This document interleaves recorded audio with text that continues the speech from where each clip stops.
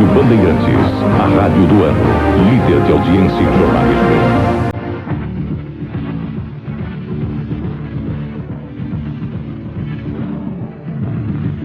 Prestação de serviço, informação na madrugada. Começa agora Bandeirantes a caminho do sol.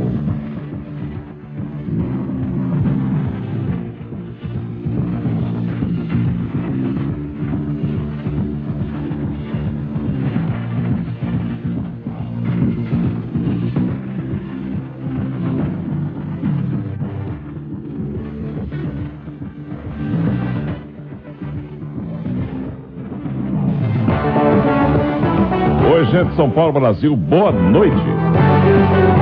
00:09, ou 9 minutos depois da meia-noite do dia. Hoje já é dia 28. Como o tempo passa, não? Se é que tem tanta importância assim o tempo.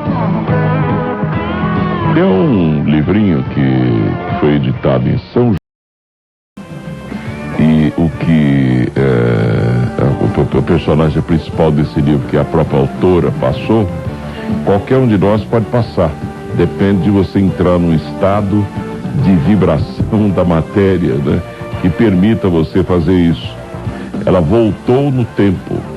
Não precisa de máquina no tempo do G. Wells, não. Ela voltou no tempo e foi à época de Cristo. E viu um Cristo que não corresponde ao que está aí, não. É diferente. E o problema maior disso tudo aí, problema nós estamos dizendo, porque o personagem, ele é profundamente, a personagem é profundamente arraigada, ligada à Igreja Católica, e ela não saiu da igreja, continuou lá, mesmo porque não tem sentido. Acho que ela entendeu o que ela viu, né?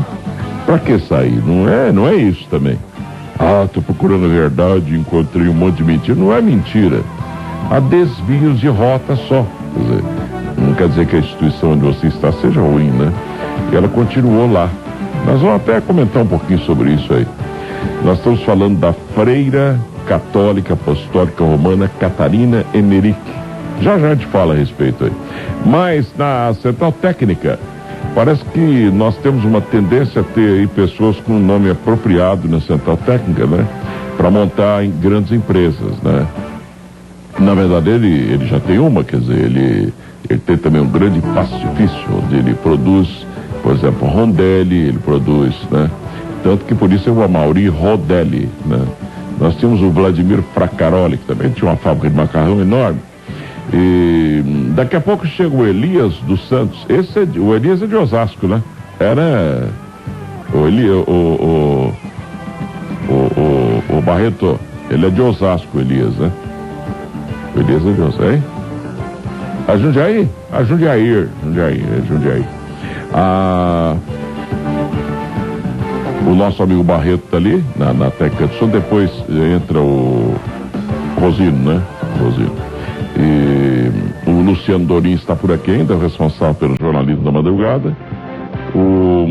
Quem mais chega depois? Vai chegando o pessoal todo aí. Daqui a pouco a Maria Carolina Nomura vai estar por aqui para produzir o Grande Sampa, com a supervisão da Núria Coelho, que também supervisiona aqui a produção do Bandeirantes a Caminho do Sol de hoje, é da Mariana Ferrão. Apresentação Antônio Carvalho. O que mais? Coordenação geral de Joaquim Alessi e direção geral de Fernando Vieira de Mello. Bom dia, Brasil!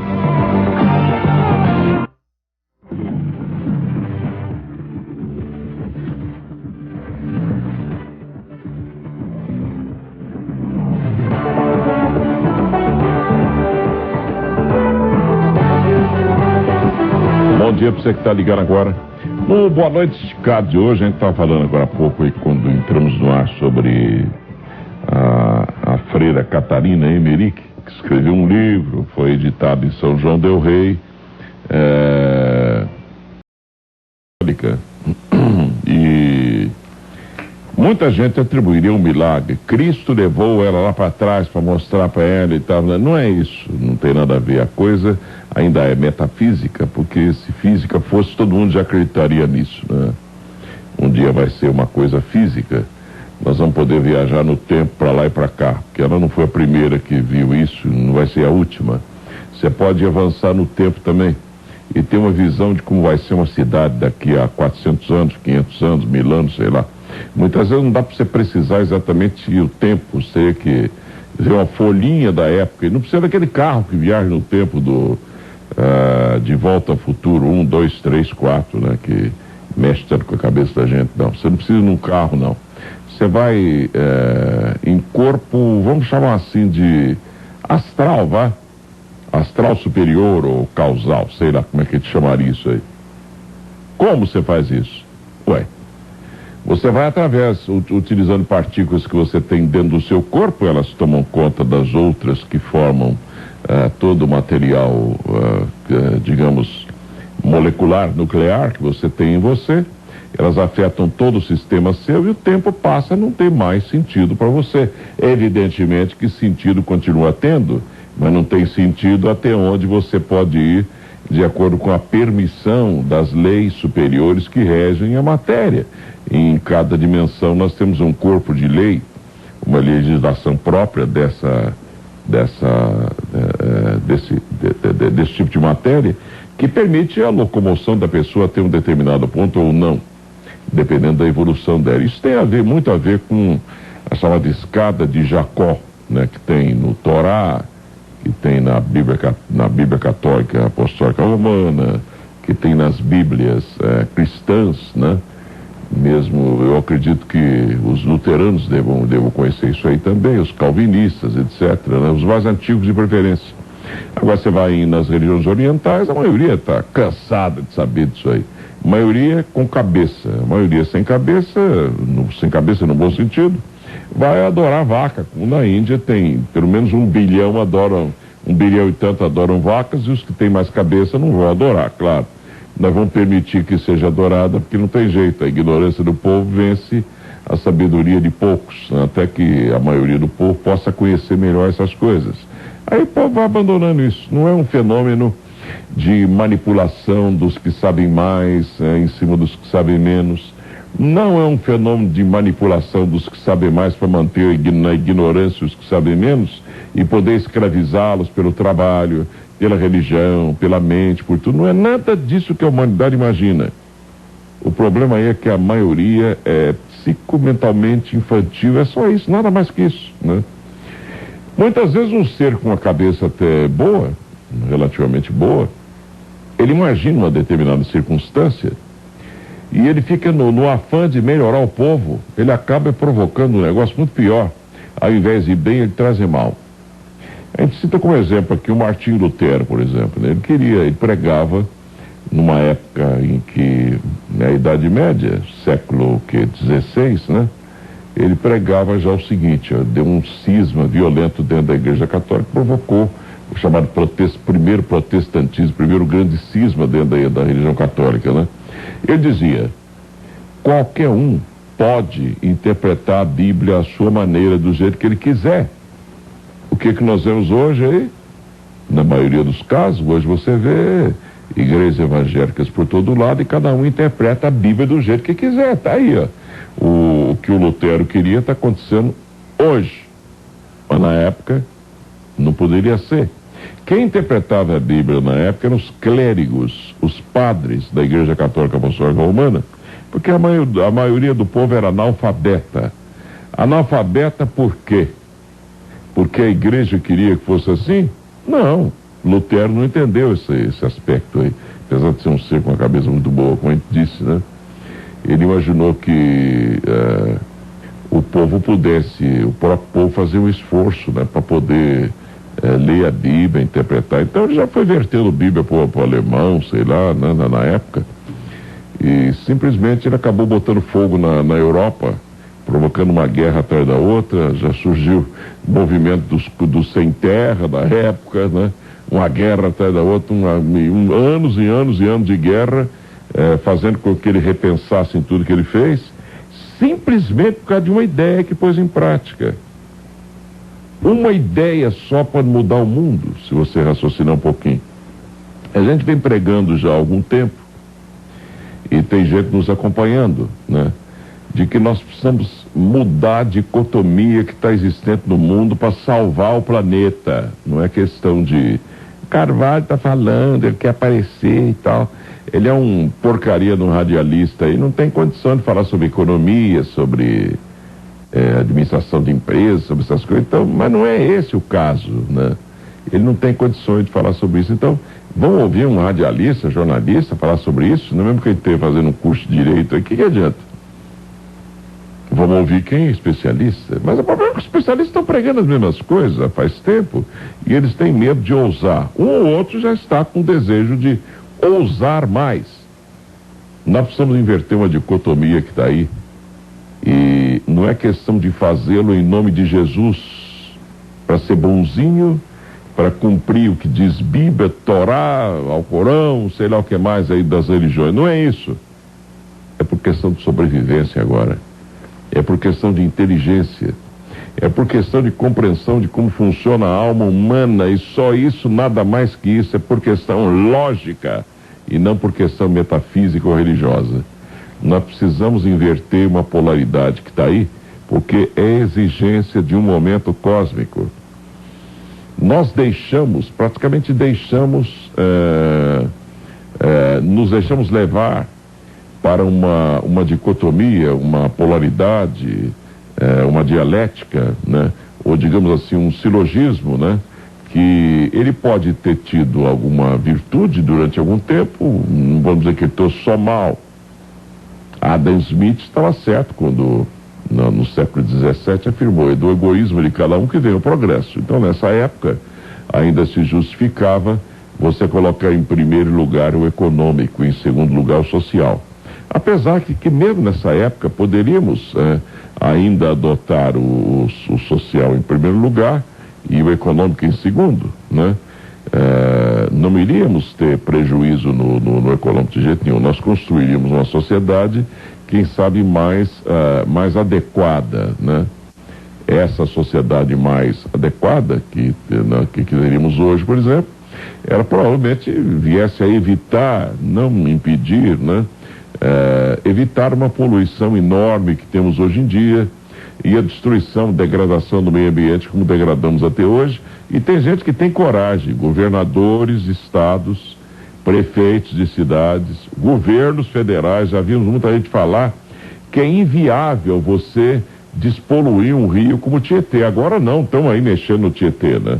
O governador Geraldo Alckmin está mexendo no Tietê. Dizem que vão mexer também no Pinheiros, que afinal é como se fosse um pedaço do Tietê, né? Mas não tem sentido lógico nenhum você fazer xixi e cocô na água que você vai beber, mas não é possível. Mas o povo faz isso que o povo não sabe o que faz, né? Tem uma vizinha lá, por exemplo, tem uma empregada que ela tem uma árvore de frente à porta dele, joga um monte de folha na rua, né? Já várias vezes a gente viu ela pegar as folhas secas e tal e varrer para dentro de um bueiro. É uma região que é uma espécie de uma baciazinha. A hora que entupir, a água vai voltar para dentro da casa dos patrões dela, quer dizer. Ela deve fazer isso há uns 4 anos, nunca entupiu. Se você for chamar a atenção de uma pessoa dessa aí, apesar que até o artigo 225 da Constituição Federal diz que nós temos o dever de cuidar da natureza, né? Dever quer dizer que é mais ou menos alguma coisa parecida com o Código Penal nosso, né? Onde qualquer cidadão pode dar voz de prisão a outro. Mas você acha que eu sou louco, né? Amanhã o Aguinaldo Barreto está com a arma na mão, eu esteja preso, Aguinaldo. Você é louco, ele me prega fogo e eu não posso nem andar armado mais, que não posso andar com porte de arma. Eu não posso ter porte de arma. O bandido pode, eu não posso. O bandido também não precisa de porte, né? Sou louco agora de dar voz de prisão. Eu sou louco agora de chegar para a empregada na casa, né? E falar: isso, minha filha, mesmo que fale mansamente, né? Minha queridíssima filha, né? Você jogando essas folhas dentro do bueiro, isso aí pode entupir, o tipo de folha que você está jogando aí, né? Ela provavelmente vem entupir. E mesmo que não entupa, isso aí vai para dentro da Guarapiranga, caramba. Guarapiranga fica a poucos metros dali, né? E vai sujar a Guarapiranga. Vai provocar, quem sabe, o surgimento de algas, né? Na Guarapiranga. E aí, como é que fica? Falta consciência às pessoas. Quando a gente fala que são psicomentalmente infantis, a maioria do planeta o é. Pessoa, mas você tem alguma prova? Mas precisa prova, ué, que é isso? A gente constrói casa na beira de uma represa que dali nós vamos tirar água para beber, não é isso? Aí você vai no artigo 225 da Constituição, tá lá, o poder público tem o dever de zelar pelo meio ambiente, né? Mas aí que tá, não é só o poder público, tá ali escrito também. E o povo, tá escrito lá. Mesmo com lei forte, como a Constituição, que é a primeira lei do país, né? Ela está acima de qualquer código que nós temos aqui. A lei complementar na hierarquização das leis é a segunda na ordem hierárquica. A Constituição é a primeira, né? Ela é instituída através de uma Assembleia Nacional Constituinte, como tivemos em 88. Bolas! Se uma lei que está na Constituição não é cumprida, como é que nós vamos cumprir uma outra que não está na Constituição? É meio difícil. Daí no Brasil nós temos o fenômeno, e não é só no Brasil, lei que pega e lei que não pega, quer dizer. Tudo depende da cabeça do povo. Cada povo tem o governo que merece e cada governo, infelizmente, tem o povo que merece, né? É por isso que muitas vezes aquele que quer ser governante, ele julga o povo aquém daquilo que ele imagina ou além daquilo que ele imagina. Quando ele julga além, ele diz: o povo é maravilhoso, o povo é isso, o povo é aquilo, o governante fulano não presta, aquilo não presta e tal. E ele no poder às vezes vira uma calamidade, porque ele supõe que o povo vai entender aquilo e começa a inventar uma coisa ou outra que o povo não entende, continua egoisticamente vivendo, botando sua casinha na beira da represa, jogando esgoto dentro da represa, e essa vez que se vire para limpar essa água, que depois fica num odor desgraçado, né? Pra gente beber de novo. É muita loucura se você pensar. Você tem uma explicação filosófica, científica ou religiosa para essa ignorância do povo, não? Ora, nós estamos falando aqui, a gente estava falando da freira que viu no futuro, né? De tanto meditar na sua cela, de tanto acreditar em Cristo, ser casada com Cristo no bom sentido, né? Ou por outra, ter Cristo acima de tudo. Essa beatíssima freira Catarina Emmerich, que acabou escrevendo um livro a respeito, voltou no passado 2000 anos, né? Praticamente.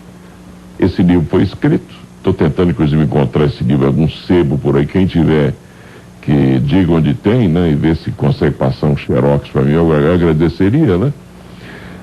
Não consegui ainda, mas eu sei da existência desse livro. E ela viu um Cristo lá atrás que não é esse que está aí, não. E nem é aquele também como é que fala, do JJ Benítez, né? Operação Cavalo de Troia. Não é nem aquele, não é nem esse que nós imaginamos aqui. É um Cristo um pouco diferente, porque a gente vai ganhando tanta afinidade com o Cristo, né? Daqui a pouco o pessoal tá o meu amigo J. Cristinho e tal, jogou muita bola lá no passado, no time que ele tinha em Belém e tal. Ora, nós não sabemos nada de Cristo, como você não sabe nada de mim. E eu não sei nada de você, né? Graças a Deus é assim, porque imagina se eu soubesse tudo de você e você não soubesse nada de mim, né? Eu dominaria você inteiramente com a minha infância psicomental também. Ou se você me conhecesse integralmente e eu não soubesse nada de mim, você me dominaria. Daí a expressão, o Cristo interno de cada um. Esse Cristo interno de cada um é um ser que propicia você, porque ele avatariza em você, ou projeta-se dentro de você, quando você oferece condições para isso, ele sim ajuda a promover uma metamorfose em você, mudar a metabolização das células, né? E mexer com, inclusive, o seu estado vibratório de matéria, permitindo você até viagens no tempo, se você quer saber, né? A gente estava conversando com o Roberto Nobre, um amigo nosso de Santos, ele até é locutor de rádio também. Aos 9 anos de idade, ele olhou para o sol se pondo, nascendo, se não me engano, ele viu um Cristo cósmico no sol, ou uma figura maravilhosa do arcanjo Micael, louro, olhos azuis, mais ou menos não sei quantos bilhões de estatura, de quilômetros de estatura, sei lá que quantos quatrilhões de quilômetros, por 2 quatrilhões de largura, né? E o sol sai de dentro do coração dele, né? Como uma bola amarelada, alaranjada, sei lá, né? Soltando os raios. Uma visão magnífica, e com as asas e os braços abertos sobre nós. Não tem até um hino religioso que dá aí, no hino religioso não, uma música, né? De braços abertos sobre nós, referindo-se ao Cristo Redentor do Rio de Janeiro. É mais ou menos aquilo. Quem sabe tem ligação com os Cristos Redentores de todo o planeta, né? Onde você vê lá em Marte o Cristo Redentor de braço aberto, só falta a asa, né? Então, mas ele então estava contando isso pra gente. E nós sabemos de gente que já teve esse tipo de visão. Por exemplo, dentre esses que viajaram no tempo, eu estou falando da freira Catarina Emmerich, que ela viu um Cristo diferente há 2000 anos atrás, porque ela esteve lá, né? Ela não se atreveria, por exemplo, a dizer que ela foi vista por esse Cristo lá atrás, né? Ele olhou, viu uma pessoa do futuro lá, onde ele estava. Nem por isso se abalou, porque ele estava cansado de saber que ele próprio poderia fazer isso, né? E, no entanto, ele estava num corpo humano, antropomorfizado, né? Aí vamos a 1.500 anos depois, 1.500 e tantos anos depois, num planalto chamado Planalto de Piratininga, né? Que vem de origem tupi-guarani aí. Planalto de Piratininga, onde, por acaso, fundaram ali onde está o Pátio do Colégio hoje, a cidade de São Paulo.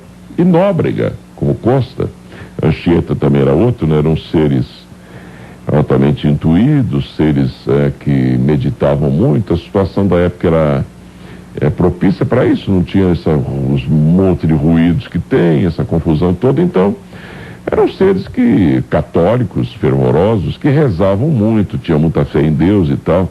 São célebres os poemas de Anchieta nas areias de Itanhaém, né? Tiveram uma visão de uma cidade no futuro. Uma cidade enorme, né? Eles não sabiam o que viram, porque como é que você vai viajar no futuro, olhar coisa que você não sabe, né, que existe, carro para todo lado, e você se sentir no futuro, andando pelas ruas e tal, e aquela loucura toda, carro passando por um lado, carro por outro, gente pulando o viaduto do chá e tal. Não é que eles viram isso? Viram. E se eu contar pra você que eu também já tive esse tipo de visão, né? Você fala, o Carvalho é doido, que ele sempre quer dar uma de superior, ó. Esse cara é um palhaço mesmo. Não, qualquer um pode, né? Basta você ter a sua crença enfocada em outras coisas, que não o dia a dia das pessoas. Por exemplo, eu só acredito no que vem do Corinthians. O Corinthians é que presta, o resto não presta pra nada, né? Eu sou um homem de um livro só, a Bíblia, por exemplo, né? Ou o Torá, ou o Alcorão, ou qualquer coisa. Eu sou um homem de uma matéria só, física nuclear. Eu sou um homem de uma matéria só, filosofia. Eu sou um homem de uma matéria só, medicina. Ora, que é isso? Eu pelo menos acho que a minha cabeça está aberta a qualquer coisa que você possa imaginar. Eu já inverto o ônus da prova logo de cara. Se uma pessoa falar para mim, eu vi um elefante voando, eu vou acreditar, até que eu prove ao contrário. Por exemplo, eu quando era menino ainda, falava, porque Deus, porque amor, não sei o quê, não sei o que mais. Eu comecei a desacreditar nessas coisas, porque quem falava isso para mim, eu ia muito à missa quando era menino, cantei em coral de igreja, coroinha, aquela coisa toda, transmitia a missa pela Rádio Cultura de Lavras, lá da Igreja de Santana, em Lavras, né? E era muito amigo de padres, né, que até hoje alguns a gente tem amizade, né? Os que estão vivos ainda, padres extraordinários que foram muito importantes na minha formação cultural, moral, etc., né? Pessoas extraordinárias que me impulsionaram muito pela vida fora, com pensamentos muito bons, cabeça aberta, né? E, no entanto, eu não posso condenar religião nenhuma justamente pelo fato de ter a cabeça mais aberta, mas eu me dei não é ao luxo, mas me dei à vontade de inverter o ônus da prova com relação à fé que deveria existir em mim na época quanto à crença em Deus. Eu disse a mim mesmo, pronto, de agora em diante, eu não acredito mais em Deus enquanto não tiver certeza. Só tem uma coisa, em vez de ficar parado no espaço, no tempo, eu hei de provar que ele não existe. E comecei. Vai daqui, vai dali, peregrina por uma religião, por outra. Não com o intuito de fixar na religião. Fixar em coisa nenhuma. Não é só a religião, não. Então, passamos por várias religiões aí, não vamos nem citar nomes aqui para não machucar as pessoas, para quê, né? Vai numa, vai noutra, e sempre procurando fora. Mas eu já ouvia desde menino uma voz dentro de mim falando que eu precisava explicar o que é isso, né? Só que ela era dócil comigo, né? Para não me assustar. E ela dizia, calma, ô menino, né? E eu falava, quem tá falando? Menino, eu olhava, era a voz já falando dentro de mim desde menino, né? Calma, pode ficar tranquilo, não fique com medo não, eu tô falando de Deus, mas não podia falar para ninguém, porque como é que meu pai ia acreditar nisso, minha mãe e tal, até hoje, né? Eu nem converso com os meus pais a esse respeito, porque eles têm outra formação, não iriam acreditar, e no entanto estou falando numa estação de rádio com uma Bandeirantes no Brasil todo, quem quiser acreditar que acredite, o ouvinte está mais acostumado comigo do que os meus pais, para você ter uma ideia. Daí até vem a ideia de família espiritual e família carnal, né? Talvez a minha família espiritual hoje seja aqueles que me ouvem aqui na Bandeirantes e alguns até comungam comigo, não são tantos também não, né? Dessas ideias, porque também já passaram por experiências insólitas, né? Diferentes. São João da Cruz passou por experiências assim, Jacó Boêmio passou, Platão passou, mas até um número incrível de pessoas passaram, e não é porque foram seres que se destacaram por aquilo que a gente imagina, bondade, cristandade, não é isso. Qualquer pessoa pode passar por isso, desde que você, dentro da sua concepção e não da minha, dentro das suas ideias, das suas concepções morais, do seu caráter, da personalidade que você tem, você faça tudo isso com o intuito de justiça. Justus et perfectus da maçonaria é isso. O intuito seu de justiça não pode ser o do seu irmão. Quantas palestras já fizemos em maçonaria do Oriente, né? Inclusive uma dessas tivemos a ousadia de falar sobre justus et perfectus. Um irmão nosso da maçonaria do Oriente pediu para falar sobre isso. Vamos lá, o justus et perfectus não é porque um venerável de uma loja ou não sei como é que funciona a hierarquização completa da maçonaria do Oriente, né? Só porque alguém de grau mais elevado, no grau 33, por exemplo, diz, não, tem que ser assim. Não tem que ser coisa nenhuma. Ora, bolas, né? Tem que ser como a sua consciência manda, né? Evidentemente que se você pertence a uma entidade qualquer, você tem que seguir os ditames, né, do estatuto daquela sociedade ali, das leis internas que regem aquela sociedade. Ou então cai fora. Das duas, uma. Se você é católico, você tem que seguir o que a religião católica diz no cerne da sua estrutura, né? Se você é calvinista, o mesmo. Se você é luterano, o mesmo. Se você é da Igreja Universal do Reino de Deus, siga os estatutos da igreja. Se você é espírita kardecista, tem as normas dentro do kardecismo também. Se é da linha Ramatiz, pensa de um jeito, é de outra linha, pensa do outro. Se você é da Seixonoye, você tem um tipo de pensamento também. Se você é do racionalismo cristão, tem outro. Tem uma estrutura toda que o Manuel Jacinto Coelho deixou lá, né, e tal. E assim é a vida. Daí a Constituição Federal nossa reconhecer a liberdade de culto com as constituições do mundo inteiro, desde a Idade Média, né? Foi se batendo nisso em países da Europa, até que conseguiram por lá nas constituições colocar nas leis maiores dos países, não se falava em Constituição ainda, ou no conjunto de leis, ou nos costumes do próprio povo, desenvolver o princípio da chamada tolerância religiosa. Eu acho uma expressão horrorosa, tolerância, porque a tolerância é o seguinte: eu tolero você, quer dizer, no fundo eu estou achando que você é uma porcaria, mas eu tolero você, então você pode viver do meu lado, eu sou muito superior a você, certo? Você pode ver do meu lado, mas eu sou muito superior a você. Ora, vai plantar batata, né? Eu não sou superior a ninguém, nunca, em momento algum. Eu posso conhecer talvez uma coisinha mais, uma coisinha menos que você conhece coisa que eu não sei. Eu posso ter passado por uma experiência insólita, você não, mas que daí? Isso não melhora a minha cabeça em muita coisa, não.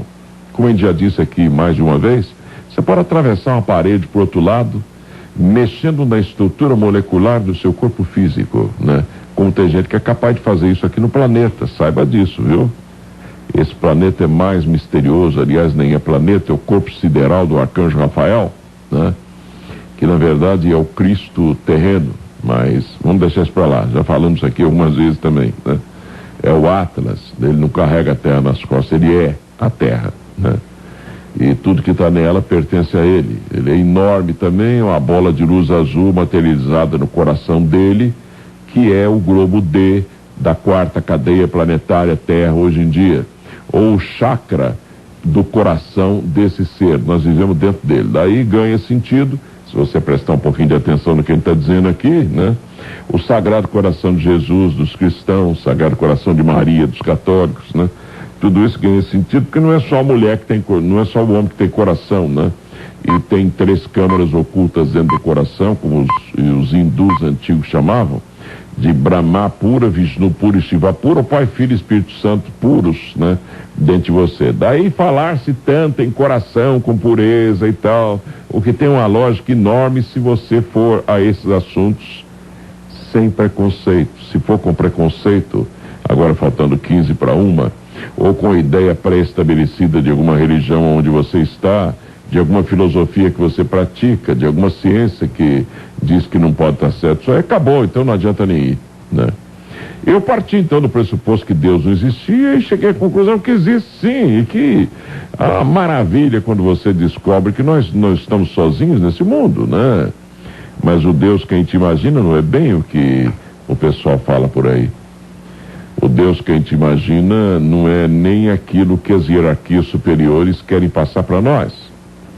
Todo aquele que vai com ideia pré-estabelecida ao Oriente, não hoje em dia, porque o Oriente hoje tem muito pouco a oferecer a gente. Ainda tem muito para quem não sabe nada, né? Mas para quem já sabe alguma coisa, há muito pouco ou quase nada a oferecer. Mas quem vai ao Oriente pesquisar religiões ainda hoje, e ouve, por exemplo, algumas partes do Oriente falando em deuses, como os antigos gregos falavam no Olimpo, etc., né? Os romanos copiaram os gregos. Essas pessoas que vão fazer esse tipo de pesquisa, já logo de cara, tiram uma conclusão errada. Os orientais são politeístas. Politeístas quer dizer, acreditam em deuses e não num Deus só. Ora, quando o ocidental fala os orientais são politeístas, dá vontade de enfiar a cabeça do ocidental que vai procurar dentro de um balde de água fria para ele refrescar e repensar. Tirou a conclusão, enfiou na cabeça, acabou, já condenou o Oriente inteiro. Não é assim, né? Você vai nas religiões orientais, todas elas, mas não tem uma sequer que escape desse crivo, né? Das grandes. Masdeísmo da Pérsia antiga, né? Uma sabedoria incrível, né? Do Zoroastro ou Zoroastro. Você vai no brahmanismo mais antigo que andar para frente, dizem que o brahmanismo remonta à Atlântida, para você ter uma ideia. Mas é tão antigo como andar para frente, abaixar para catar nota de R$100 e tal. Faz tempo que eu não vejo uma nota de R$100, hein? Você viu aí, Aguinaldo? É tanto difícil, né? Ainda vale, ainda tem valor aí. Bom, então, você vai com a ideia preconcebida ao Oriente, você não vai descobrir coisíssima nenhuma, porque você já é um cabeça de braga antes de ir lá, então não adianta nem ir, né? Todo o Oriente é politeísta, não. Nenhum país do mundo é basicamente politeísta. O problema é o seguinte: quando você está na rua andando de carro aí, que você para num semáforo, né? O que um garoto que vem pedir uma coisinha para você fala? Oi doutor, você fala, bom, eu não sou doutor, né? Ele está chamando você de doutor numa ideia de respeito, para convencer você que você é superior a ele e que ele é um coitadinho, uma vítima da sociedade, como de fato realmente é, para você dar a ele ali uma moedinha, não é? Então, quando você vai no posto de gasolina, que você chega lá, o frentista, doutor e tal, você não fica até satisfeito, você não completou nem o colegial, mas você fica tão satisfeito, né? Naquele lá dentro de você fala assim, está de gravatinha, trabalhando aí nas ruas, você encostou seu carrão lá porque você tem dinheiro, né? Ter dinheiro é uma coisa, saber das coisas é outra, né? Tá? Eu compro, né? Sabedoria você não compra, não tem jeito, né? Não se vende aos quilos no supermercado. Então, você chegou lá, doutor, aí ó, para alguém desavisado de outro planeta que chegasse aqui, descia o disco voador num posto de gasolina, ficava observando, falava, meu Deus, esse planeta Terra aqui é terrível. Ave Maria, só. Que coisa em que no meu planeta não tem tanto doutor assim. Todo mundo que chega aqui, esse sujeito que enche o tanque com aquele negócio amarelo ali, às vezes meio azulado, né? Chama todo mundo de doutor, mas que sabedoria que esse povo tem, é tudo doutor. Mal sabe ele que é para poder, quem sabe, levar uma caixinha também, ou coisa parecida, né? Não estamos falando mal do frentista, não. Barbeiro geralmente também chama outro de doutor, né? E outras profissões mais simples, eles acham que assim, é uma maneira de agradar a pessoa. Lá no Oriente é a mesma coisa, meu amigo. Numa tentativa de reconhecer o poder desses seres, né? O oriental os chamavam de deuses. Isso é o politeísmo oriental, é só isso, né? Mais nada. O nosso amigo Gandhi, Mahatma Gandhi, né? Ele não atingiu a categoria de Mahatma, mesmo porque não há condições de assumir uma categoria de Mahatma, né? Você quer saber de uma coisa? A grosso modo mesmo, né? A grosso modo não, no sentido estrito do termo, Mahatma, grande alma, nem esse sol que eu te disse aqui, que a gente viu o arcanjo Micael nele, é um Mahatma. Apesar de ser chamado de Mahashoam. Mahashoam, sim, um grande arcanjo com 3 trilhões de quilômetros de altura, por 50 largura, porque o sol sai de dentro do coração, isso sim, mas não é o Mahatma ainda. E, no entanto, o Gandhi recebeu esse presente, né, do povo de ser chamado de Mahatma, né? Como você chega, você fala, puxa vida, mas que voz linda, né? Aí você fala, é o rei da voz, né? Francisco Alves, né? Ou então, morreu, mas então vamos ter agora o príncipe da voz, que é o João Dias, né? E aí você fala assim, mas peraí, esse cara é muito bom, nossa senhora. Você lê um poema dele chamado Respostas na Sombra, você fala, mas como escreve bem, né? Que homem, que poeta que esse sujeito é. Aí você vai no nome dele, já é um verso dodecassílabo também, né? Já rima. Parece que ele foi predestinado a ser um poeta. Olavo Braz Martins dos Guimarães Bilac. Sílabas poéticas, que coisa linda o nome desse Olavo Bilac, né? Então vamos dar um título para ele? Vamos! Olavo Bilac, o príncipe dos poetas brasileiros. Seria a mesma coisa a gente falar assim, fulano de tal viajou no tempo, né? Como Nóbrega foi ao futuro, descobriu no Planalto de Piratininga, uma cidade do futuro, 2000 anos depois. Peraí, mas será que ele é superior ao João do Apocalipse lá, da Bíblia, que viu uns homens de lata jogando fogo pela boca? Na verdade, ele deve ter visto foi lança-mísseis móveis montados em caminhões, né? Tipo caminhões, né? Sobre 4 ou 6 ou 8 ou 10 rodas, sei lá, depende do peso daquilo lá, e jogando míssil para todo lado na primeira guerra do Golfo, né? Dessa vez não teve tanto isso aí. O que João pode ter visto? Isso aí. Agora, você quer que João entenda? Como é que João ia entender há 2000 anos atrás? Ele entendeu um negócio desse? Se coloque lá para você poder entender. Na verdade, você olhando de longe, dá a impressão que é um cara cuspindo, cuspindo fogo, né? E são mísseis saindo ali do lança-míssil da artilharia móvel, caindo em cima do Saddam Hussein naquela época já, e dos iraquianos, né? Que tinham invadido o Kuwait, né? Foi o que o João viu. Não tem lógica você tentar analisar João no século XXI do jeito que a gente pensa hoje. Não tem sentido. Como não tem sentido você analisar Nóbrega, Anchieta, né? Pela visão que...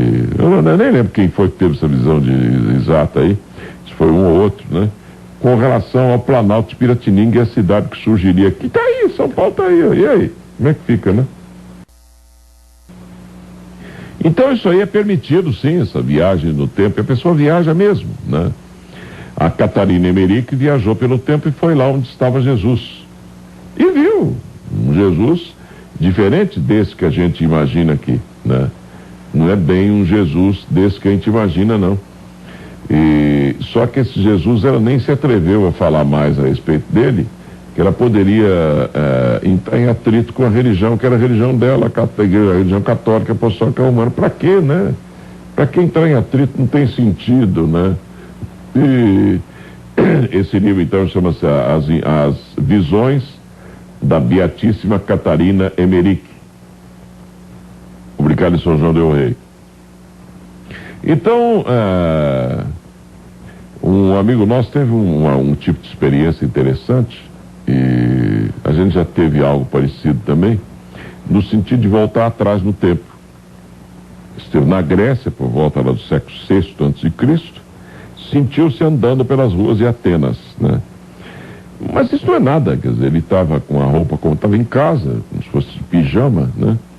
E trabalhando, e ele contando isso pra gente, e ele sentiu-se andando pelas ruas de Atenas e vendo o povo andar, um mais loiro, outro mais escuro, outro maior, outro menor e tal, tudo com aquelas roupas da época, aquelas paramenta enrolada no corpo e tal, que é uma forma até mais, digamos, mais racional de você andar, porque o corpo respira melhor, não essas calças jeans apertadas, nossa aí, né? Tem até uma piada aí de um cara que, não sei se você conhece essa piada, o sujeito sentiu umas dores de cabeça horríveis, né? E ele, um dia ele estava ele não aguentando mais, ele foi a um médico e disse pro médico: "Ô, doutor, eu não aguento mais essas dores de cabeça, por favor, vê se o senhor dá um jeito aí." O médico examinou, falou: "Meu amigo, você está sofrendo de um problema muito sério, né? E que, infelizmente, não há outro jeito, nós temos que amputar os seus testículos, né? Você vai ficar sem testículos e a dor de cabeça vai passar." Ele foi para casa muito chateado, porque tinha vontade, acho que, né, continuar na sua atividade sexual, ter filhos, etc, né? "Ô, doutor, mas como é que eu faço e tal, tal?" Não tem jeito, aí é questão de lógica, ou você amputa os testículos, né?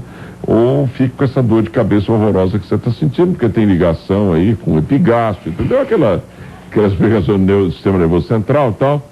Você tem uma doença muito rara, que tem essa ligação sua, pelo que nós constatamos aqui, e você tem que amputar os testículos. Então ele falou: "Doutor, fazer o quê? Corta." Ele cortou, né? Mas ele perdeu um pouco o desejo pela vida, né? Porque a energia sexual, ela está ligada à atividade nossa também. E um dia ele estava para o interior, engordou um pouco e tal, né?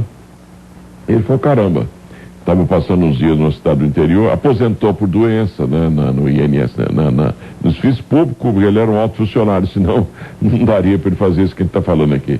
Começou a viajar pelo interior aí e tal, viajar para todo lado, né? Ele estava um dia no interior, numa estação de água, ele falou: "Cara, eu estou precisando de cueca, né?" Aí entrou na primeira loja que ele viu e falou assim: "Eu gostaria que o senhor me desse aí, você pode 6 cuecas samba, né?" Aí o dono da loja falou assim: "Ó, meu amigo, samba eu não tenho, né? Eu tenho simba, né?" "Não, mas simba não, a diferença é só um I e um A, mas eu quero samba, que eu sempre usei, sempre me adaptei melhor a esse tipo de cueca, né?" Falou: "Nós temos simba." "Mas por que o senhor não tem samba? É uma cueca muito boa." Eu falei: "Não, samba nós não temos, porque essa cueca apresentou um grande problema, né? Eu não sei se é uma falha no designer dessa cueca, né? Ela realmente aperta o saco, né? Não falou testículo, né? E dá uma dor de cabeça infernal." Essa altura ele já estava sem, né?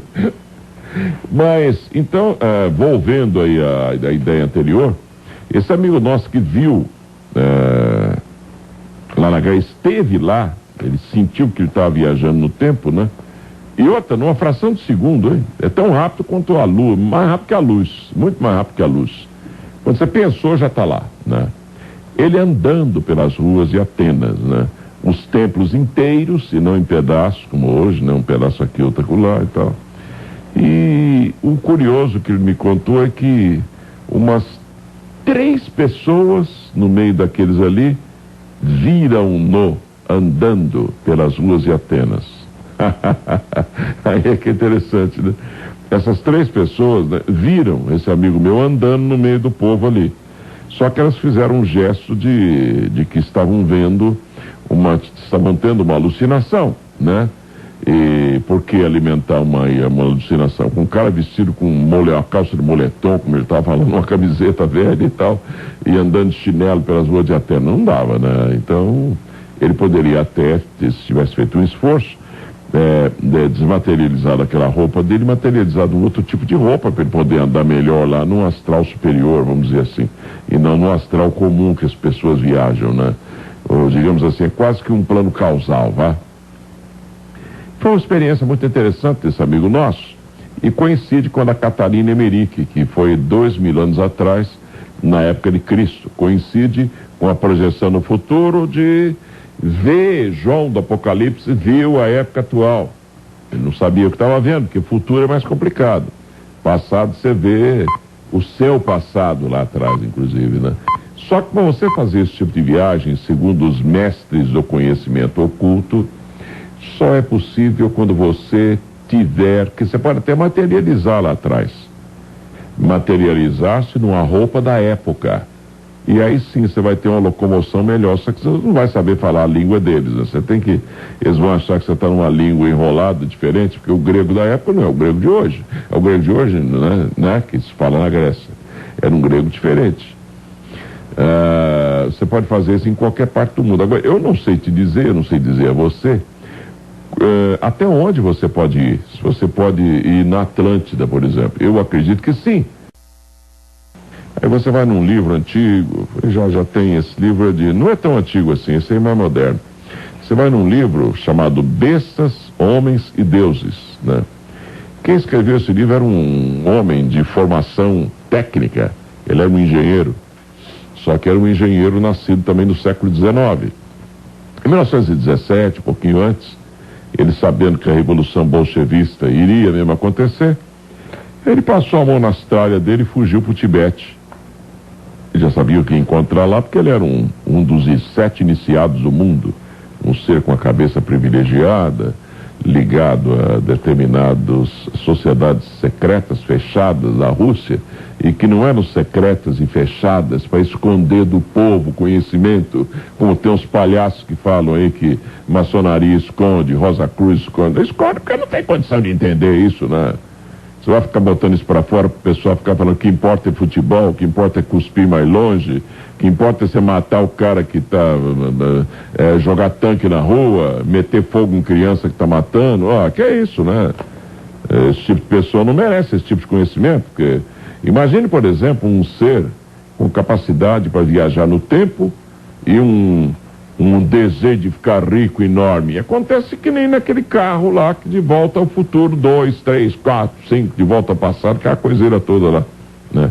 Senão o ator tá com o mal de Parkinson, né? Aquele baixinho lá, o Michael Fox, né? Ele tá com não é isso, Cláudio? Isso é o Michael J. Fox. Boa noite, Cláudio, tudo bom? Boa noite, Carvalho. O Michael J. Fox, então, eu vou chamar você já para estrada que você vai falar ou polícia? Isso, Carvalho. Estradas. Estradas, já então. Mas tá tudo bem, né? Só para não assustar o pessoal, tá? Tudo tranquilo. Então tá. Então fique tranquilo aí. Só para terminar aqui. Mas então o Michael J. Fox está até com mal de Parkinson agora. Então, tem um tal de Biff, um grandalhão loiro, que trabalhava com o pai dele, queria casar com a mãe dele, aquela coisa toda lá, que o pai... Esse filme é sensacional pelo seguinte, ó. Ele vai ao passado com o carro daquele cientista doido lá, que será um grande ator, né? E ele mexe no tempo, não pode mexer no tempo, não pode mexer nas coisas daquele momento ali. Só pode viajar pelo tempo quem tem estrutura para isso. Uma mexidinha lá, de repente você nem nasce aqui, né? Você muda toda a história. Aliás, dizem alguns teósofos que a existência de 144 mil universos paralelos, segundo a teosofia, não sou eu quem digo, você vai na teosofia clássica, né, desde a época dos gregos para trás, da Blavatsky, ainda já existia esse termo teosofia. Isso aqui não é do conhecimento da Sociedade Teosófica do Brasil e nem da Sociedade Teosófica Brasileira, fundada por Henrique Zé de Souza, né, que virou Sociedade Brasileira de Obiose hoje em dia. Isso aí não é um conhecimento de uma pessoa só, né? É tradição na teosofia que nós temos 144 mil universos paralelos ao nosso, um dentro do outro. Loucura, não? Que loucura, meu amigo. E esses universos paralelos, na verdade, eles poderiam ser muito bem, se você analisar um pouquinho, fruto de viagens através do tempo, onde seres do futuro acabaram voltando no passado, mexeram lá, gerou um negócio que não era aquilo e vai ficando. E vão surgindo universos paralelos, né? E vão surgindo, porque você não pode desfazer dos outros, né? E devem ter leis que controlam isso aí, que o Carvalho aqui é o maior ignorante nessa história, né? Por isso que o Sócrates, que sabia dessas coisas, Cláudio, não sei se você gosta de filosofia, o Sócrates dizia, eu só sei que eu nada sei. Você vai no Cristo, ele falou a mesma coisa. Plotino, Crísipo, Anaxágoras, Anaximos e Anaximandro, Tales e Mileto sabia disso, agora outros não. O Aristóteles não sabia, né? O Gandhi sabia mais ou menos, né? Na Índia mesmo, mais recente, quem sabia disso aí? Não sei, talvez o Ramakrishna soubesse, né? Ele era o maior místico já houve mais recentemente, considerando, né? Acredito que nem o Joe Krishnamurti, o Krishnamurti sabia disso aí, né? Já falecido, né? Que era um ser extraordinário, mas não adianta você juntar as palavras de uma forma tão bonita que os estudantes americanos ficavam apaixonados pelo Jiddu Krishnamurti. Ele dava palestras em Harvard, Princeton, Oxford, na Inglaterra, falava inglês fluentemente por ser hindu, né? Ele foi considerado na época por Charles Leadbeater, bispo anglicano que passou a fazer parte da Sociedade Teosófica do Brasil, a Sociedade Teosófica, a International Theosophical Society, fundada pela Blavatsky. E ele era assessor da Blavatsky, com a Annie Besant, né? E outros da época. Annie Besant, por exemplo, que assinou a Constituição da Loja da Sociedade Teosófica do Brasil, de Lavras, por exemplo. Está lá, eu vi. Está nas mãos do seu Botrel, né? Ele mostrou, construído há muitos anos, tive até fazendo uma palestra para ele há pouco tempo, algum tempo atrás lá, né? É coisa bem próxima de nós, por sinal. Então a teosofia, né, de Blavatsky, que é pessoal, e a teosofia da Sociedade Brasileira de Obiose, né? Nós conhecemos isso aí dessa forma também, quer dizer, a gente prefere aceitar do que desprezar essa ideia de que possa mesmo haver 144 mil universos paralelos. Agora, como é que eles se constituíram? Sei lá. Tudo que é manifestado para Deus no universo inteiro tem que ter um nascimento, um crescimento, uma durabilidade, uma frutificação, uma deterioração e uma morte, né? Tudo que surge para a vida é relativo, mesmo que essa relatividade não seja do entendimento nosso ainda, né? E isso não tem fim. Então os maiores homens do planeta até hoje, os maiores sábios, seres que estão vivos aí com mais de 1000 anos de idade, que venceram o corpo físico, né? Nem se alimentam, um negócio completamente diferente. A Oni pode até falar um pouco mais sobre isso aqui. Seres que venceram eles mesmos e não os semelhantes. O Bush não queria vencer o Bush queria vencer o Iraque. Dobrar o Iraque, fazer o Iraque cair de joelhos, Saddam Hussein e tal, tá vendo aí, né? Pro bem do Bush não é bom, talvez pro bem dos Estados Unidos, desse tipo de vida que a gente leva aqui, tudo bem, né? Não sei. Talvez pro Bush o mais importante seja jogar beisebol, né? Ou governar o país, ou panis et circens pro povo, coisa parecida. É bolas. Mas é preciso pelo menos desconfiar, por isso que a gente fica falando essas coisas aqui na segunda-feira, que tem coisas superiores por aí. A vida não é essa mesmice idiota que a maioria adota e que você vai hoje nas faculdades de Direito, Filosofia, tudo enquanto você vai por aí, todo mundo num desânimo desgraçado, né? Parece que ninguém ousa coisa nenhuma, né?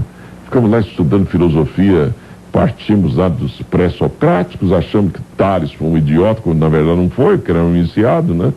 E passamos aí pelos pré-socráticos para os socráticos, e vamos vindo, de Aristóteles para frente, eu pelo menos acho, né? É um direito que eu tenho de achar, também sou um achólogo, de Sócrates, de Aristóteles para frente, foi um desvio, na verdade, da verdade que a filosofia tinha, e que ela retirou de escolas esotéricas ou metafísicas da época, de Aristóteles para cá, né?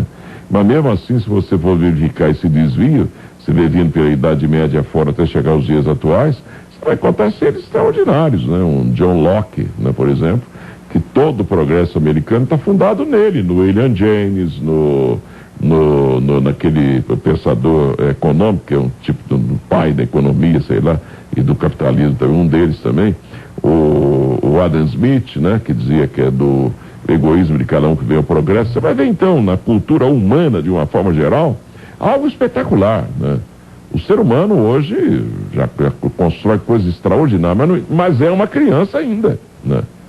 O Santos Dumont, coitado, suicidou depois de ter descoberto que o avião que ele havia inventado jogava uma bomba em cima dos outros. Coitado do Santos Dumont, né? Ele não sabe que nós temos um princípio de malignidade e benignidade dentro de nós. Você vai, por exemplo, Maquiavel achava que o ser humano é maligno por natureza. Claro que é, mas ele também é benigno por natureza. No chakra do umbigo está a preciosa figura, a poderosa figura representada por 5 pétalas verdes e 5 vermelhas. Nesse chakra, o centro de força do umbigo, o princípio da umbi ou da ambiguidade no ser humano está ali centralizado, né? Esse princípio da ambiguidade, então, equivale uma parte Melk, outra parte Zedek. Se você eliminar o mal, você está acabando com a figura de Melquisedeque. A outra parte dele desaparece. Se você acabar com Zedeque, você acaba com Melk também. Ele é o senhor da sombra e da luz, da vida e da morte, do alto e do baixo, do bonito e do feio. Que diabo? O jeito que a gente entender isso, ele é Deus e o diabo ao mesmo tempo, e ele que criou o diabo ainda, para poder fazer um pandan, senão não tem sentido. É como o cara que inventou o super-homem. Se não inventar o Dr. Luthor, não teria sentido o super-homem, um ser tão poderoso, que ele faz o que quer na Terra. Ele gira ao contrário a Terra, ele vai no tempo, ele volta, volta no tempo aqui, vai a Krypton, chega lá, o pai dele está vivo, ele volta para cá, só que em Krypton ele é fraco, aqui ele é forte. A ideia do super-homem é maravilhosa. Você do outro lado, você é forte, quando você descobre que você é imortal. Aqui você é frágil, né?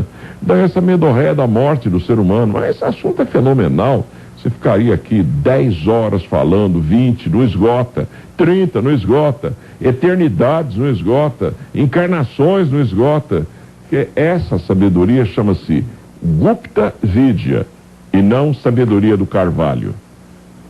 O Carvalho pode ser portador de alguma porcariazinha que se passa para você aí, mas o nome dela verdadeiro é Gupta Vidya, né? E que é uma expressão que você vai acabar descobrindo que ela vem do agartino.